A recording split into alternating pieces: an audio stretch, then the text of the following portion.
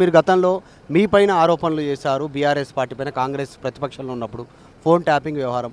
మొన్న హరీష్ రావు గారు మాట్లాడారు సంగారెడ్డి దగ్గర చాలా క్లారిటీగా ఫోన్లే కాదు సీసీటీవీ కెమెరాలు కూడా హ్యాక్ చేస్తారు. నిజంగా అట్లాంటి సిచ్యువేషన్ ఉంటుందా? డెఫినెట్గా ఉంటుందండి, డెఫినెట్గా ఉంటుంది. రేవంత్ రెడ్డి గారు ఎంత దుర్మార్గానికైనా బరితెగిస్తున్నారని చాలా క్లియర్గా అర్థమవుతా ఉన్నాయి. దాని మీద నిజంగా సిట్ వేయాల్సి హరీష్ రావు గారు చేసిన ఆరోపణల మీద సిట్ వేయాలి. ఎట్లా హ్యాక్ చేసే సిచ్యువేషన్ జనరల్ టెక్నాలజీ టెక్నాలజీ ఆయన వాళ్ళు చెప్పాలి, మేము చేయట్లేదు అని చెప్పాలి, లేకపోతే చేస్తున్నావా అంటే ఎన్ని చేశారు చెప్పాలి, వాళ్ళు చెప్పాలి. మా దగ్గర ఉన్న సమాచారం మేరకు ఆయన చెప్పిండు. మరి సిట్ వేయాలిగా, ప్రతి అడ్డమైన దానికి సిట్ వేసినప్పుడు మరి దీనికి ఎందుకు సిట్ వేస్తారు? చాలా తీవ్రమైన భద్రతా బ్రీచ్ కదా, దాని మీద వేయాలి.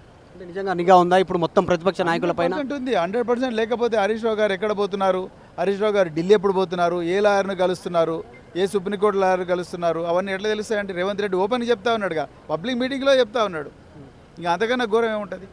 సో డెఫినెట్గా బీఆర్ఎస్ నాయకుల మీద అడుగున నిఘా పెడతా ఉన్నారు. రేవంత్ రెడ్డి గతంలో మేము ఫోన్ ట్యాపింగ్ చేయము, ప్రజాప్రభుత్వం ఫ్రీడమ్ అనేటువంటి స్టేట్మెంట్ చేశారు. తర్వాత ఢిల్లీలో ఒక చిట్ చాట్ సందర్భంగా దాదాపు ఒక 2 ఏళ్ల తర్వాత ఫోన్ ట్యాపింగ్ చేయడం తప్పేం కాదన్న. తప్పేం కాదు, అదే అందుకొరకే ఆయన ట్యాపింగ్ చేస్తున్నాడే అంటున్నాం కదా మేము. నిజంగా ట్యాపింగ్లో అసలైన నిందితుడు రేవంత్ రెడ్డి, బీఆర్ఎస్ కాదు.